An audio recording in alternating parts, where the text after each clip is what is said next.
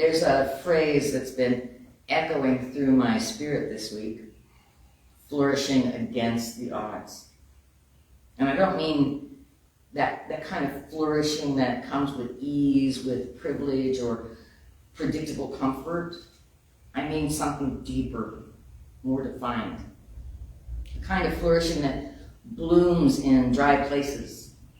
The kind of hope that pushes up through cracked sidewalks. The kind of joy that survives sorrow.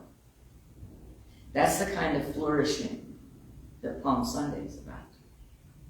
When Jesus enters Jerusalem, it looks like a victory parade, right? But in reality, it's a protest. It's a protest march. It's a peace rally. And it's a funeral procession all at the same time. It's a joyful entry, yes, but under the shadow of betrayal, suffering, and a cross. And yet, knowing all that, he rides in anyway.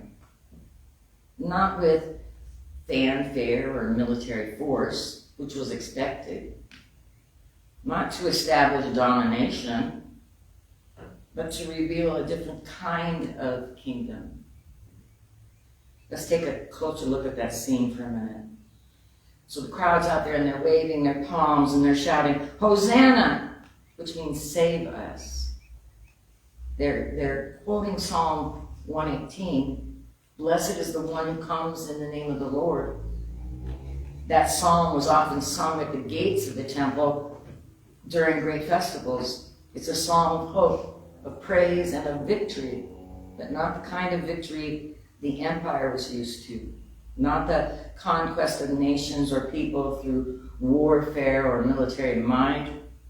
It speaks of a God who becomes the refuge of the rejected. The stone the builders rejected has become the cornerstone. Psalm 118, verse 22. Jesus is that cornerstone. And the church, this gathering of all of us following him, is built on that very foundation. A foundation of rejection turned to renewal, loss turned into life, and yes, flourishing in a world that doesn't expect it. But what does it mean to flourish? It doesn't mean everything gets easier. It doesn't mean we're suddenly exempt from suffering and hardship and heartbreak. To flourish against the odds means we learn to live in a way that defies the logic of the world around us. Where the world says, protect yourself at all costs, Jesus says, give of yourself generously. Where the world says, seek power and status, Jesus says, find meaning in humility. Where the world says, avoid pain and discomfort, Jesus says, there is life even in dying. It's a reversal, a holy inversion.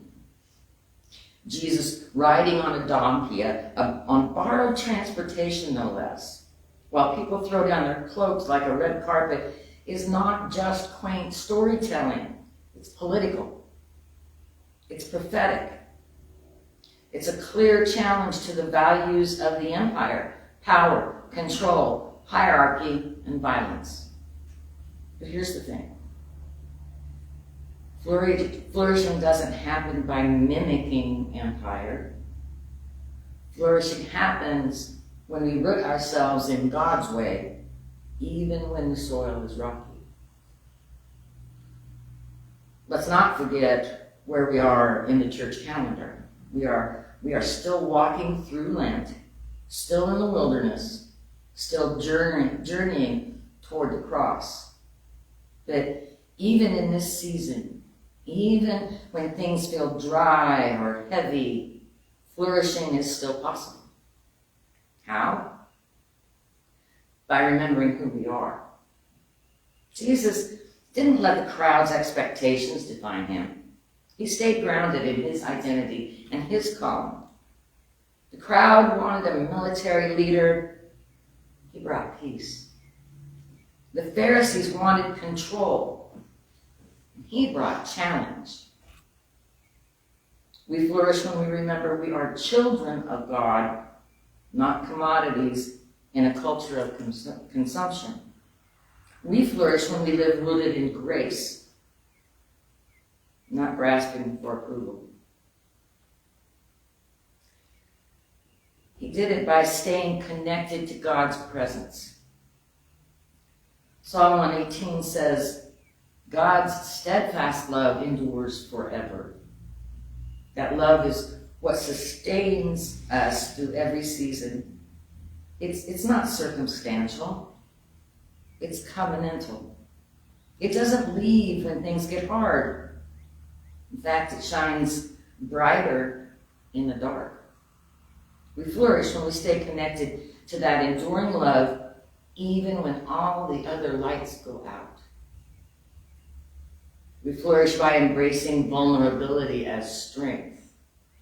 The world will tell you flourishing means winning, right? Flourishing means growing vigorously in a healthy way. It means looking good, it means having the answers.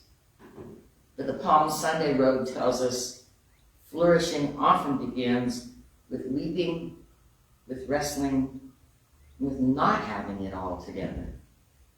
Jesus walked into Jerusalem knowing the pain that was ahead of him, and he did it anyway.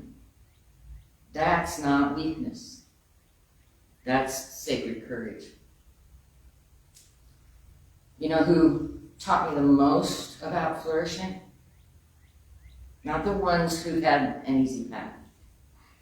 It's the people who loved despite being unloved. The people who stayed kind in a cruel world. The queer teen who shows up at church even when others tell them God doesn't want them. The single mom who keeps showing up for her kids with no help and no thanks. The elder in our community who stands up for justice even though they've been burned by it before. These are the ones waving palms, not because life is perfect, but because grace showed up anyway. These are the people planting gardens in deserts, singing songs in exile, daring to believe resurrection is real. And maybe you're one of them. Maybe you've been rejected, overlooked, silenced. But Psalm 118 says, "This is the day that the Lord has made. Let us rejoice and be glad in it." It doesn't say that every day is easy. It says that every day is held by God, and that's enough for flourishing. So what now? As we enter Holy Week, we're invited to walk the road of Jesus, not just to observe it, but to participate in it, to walk in love, to resist fear, to stay rooted in peace, and to flourish, not because the world makes it easy, but because God makes it possible. Let your palm branches be not just symbols of praise, but declarations of hope. Let your heart be open to the kind of life that can rise even from the dust. And let us walk this week knowing we may be pressed, but we're not crushed. We may be in the wilderness, but something is growing there.